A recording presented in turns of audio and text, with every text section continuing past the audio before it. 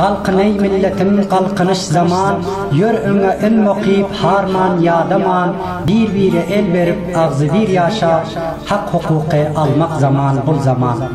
Beyik Tanrı'nın adı bilen salam ve hormatlarımı kalkınış stiji arkalı bütün ildaşlara ve kalkınış stijini izleyen arkadaşlara gönderiyorum.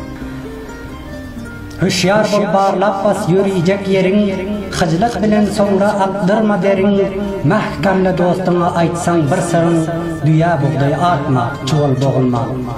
Ünkülerde mahkam din bilen iman, emma tazekiler gün günden yaman, özgörüyon insandır, özgörmez zaman, adam ölmen dursa, babek doğulma.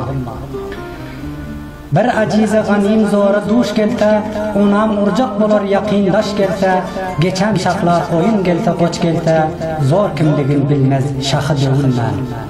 Mağrur bolma halka ihtiram etkin, ad abray için nefsinin ütkün, miskin senem mudam özün kem tutkun, daraxt hasıl etmez aşağı eğilmen.